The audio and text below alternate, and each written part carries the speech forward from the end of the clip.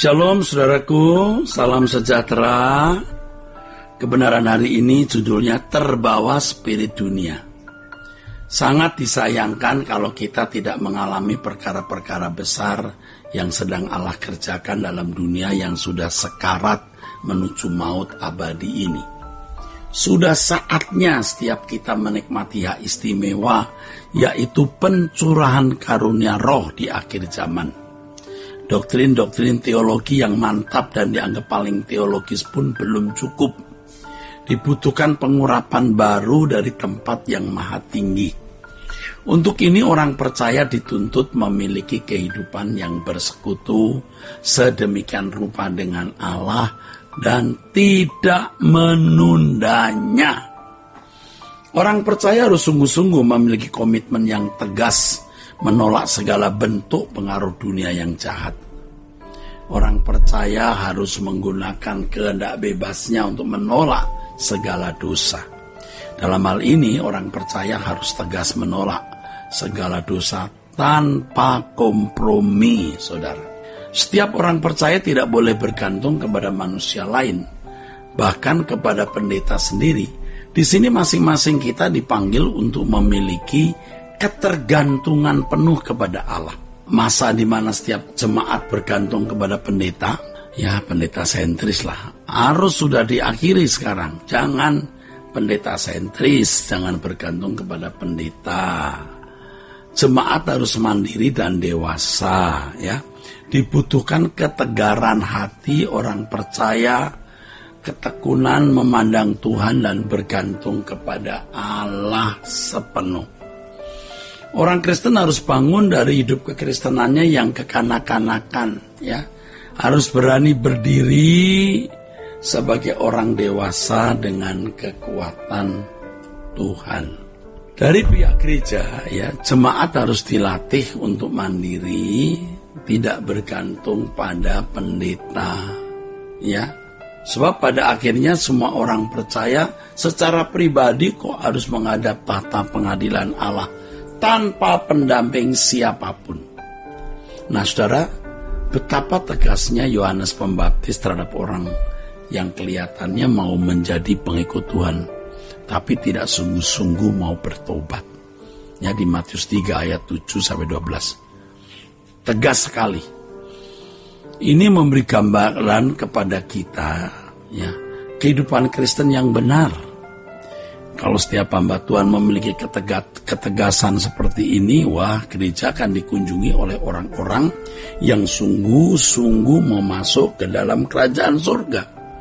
Bukan hanya sekadar melarikan diri dari kesulitan hidup sementara di dunia, lalu ke gereja untuk memperoleh pertolongan. Nah, itu praktek perdukunan di dalam gereja, di mana jemaat datang ke gereja sekedar jadi pasien untuk menyelesaikan masalah-masalah dunia fana. Status sebagai anak Abraham sudah tidak perlu lagi sekarang. Soal keturunan Abraham secara darah dan daging tidak berarti lagi zaman anugerah. Yang penting, saudaraku, adalah pertobatan yang sungguh dibuktikan dengan baptisan air. Lalu kemudian kita menjadi anak-anak Abraham secara rohani, ya. Jadi Yohanes mengajak setiap pendengarnya untuk memiliki kehidupan yang berkenan di hadapan Allah. Jadi status sebagai anak Abraham secara lahiriah itu sudah tidak perlu. Tetapi menjadi anak Allah juga sebagai umat yang meneladani iman Abraham, iman itu tindakan. Dalam Matius 3:10 diberitahukan kepada kita bahwa Tuhan akan bertindak tegas kepada setiap orang.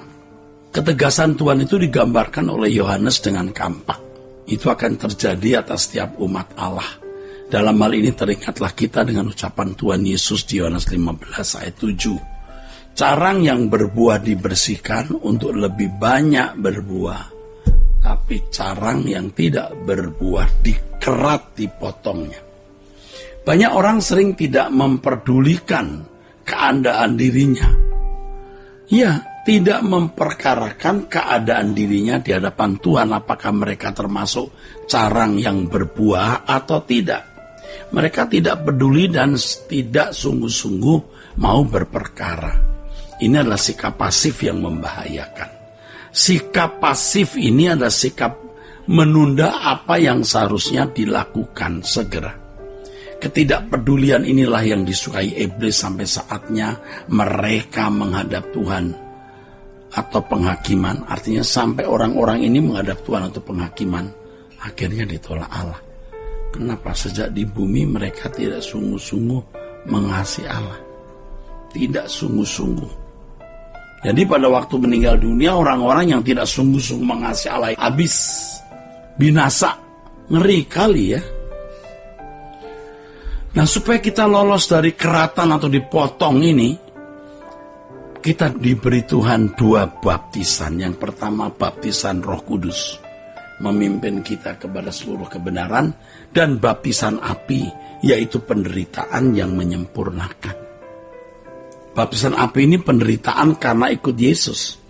Dan orang yang menderita karena mengikut Yesus itu berhenti berbuat dosa. Jadi penderitaan itu menjadi alat dalam tangan Allah untuk mengokohkan iman kita, memurnikan pengiringan kita kepada Tuhan Yesus. Penderitaan itu juga bisa mendatangkan kemuliaan bagi Allah. Jadi orang-orang yang menderita bersama-sama dengan Tuhan Yesus, orang-orang yang juga dimuliakan bersama-sama dengan Tuhan Yesus. Hanya orang yang menderita, kalau tidak menderita tidak dimuliakan, saudaraku sekalian. Jadi kalau sudah dewasa, saudara bisa minta penderitaan. Tuhan, aku minta penderitaan untuk mendapat kemuliaan. Oh, tapi sekarang gak ada orang tua gitu. Jarang. Yang ada itu ya berkati usahaku, pekerjaanku, ekonomiku, mujizat untuk kesehatan tubuhku supaya ada kesembuhan.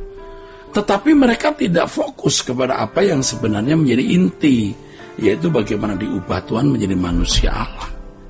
Saudara, dalam masa penampian yang Tuhan lakukan atas muka bumi, Tuhan akan memisahkan orang benar, orang yang tidak benar. Dalam Alkitab dikatakan bahwa Tuhan seperti seorang petani gandum yang membersihkan tempat pengirikan untuk mengumpulkan gandum ke dalam lumbung yang tentu jeraminya akan dibuang. Hal ini berbicara mengenai masa penampian yang sekarang sedang berlangsung. Penampian itu berlangsung melalui beberapa sarana, antara lain ya melalui pengaruh dunia yang jahat. Apakah kita tahan? Apakah kita sanggup menghadapi ini, pengaruh dunia yang jahat ini, saudaraku? Ya, pengaruh dunia yang jahat ini, sehingga banyak orang terpengaruhi dan terhilang. Yang kedua, melalui penganiayaan atas orang percaya. Penganiayaan ini bisa bersifat fisik atau non-fisik. Fisik bisa merupakan tekanan, tindasan, ya saudaraku, fisik lah pokoknya ya. Tapi kalau secara rohani ya ini yang pasti bisa terjadi. Karena kita anak Allah, kita memiliki kepekaan ya untuk mengerti kehendak Allah, maka kita kan bisa merasa apakah kita di tempat di mana Allah dipermuliakan atau tidak. Dan kalau kita ada di tempat di mana Allah tidak dipermuliakan, kita mempermuliakan Allah dengan perkataan, perbuatan dan lain-lain, kita dianggap aneh. Kita dianggap berkhianat kepada kelompok atau lingkungan kita. Nah, sebenarnya jujurnya begitu. Kalau selama masih mau bersahabat, ya, share emosi, perasaan, oh bisa cun dengan anak-anak dunia. Tapi ketika kita mulai melekat dengan Tuhan, tidak cun lagi dengan mereka. Hati-hati. Lalu mereka bisa menekan kita, menganiaya kita. Dan yang terakhir itu melalui pengajaran sesat, melalui transfer spirit yang jahat. Dan iblis bisa memakai banyak orang, saudaraku, termasuk aktivis, para hamba Tuhan atau pendeta, menjadi sarana salah ini dari iblis. Oke, kiranya kebenaran hari ini memberkati kita sekalian, saudaraku, ya. Sola Gracia.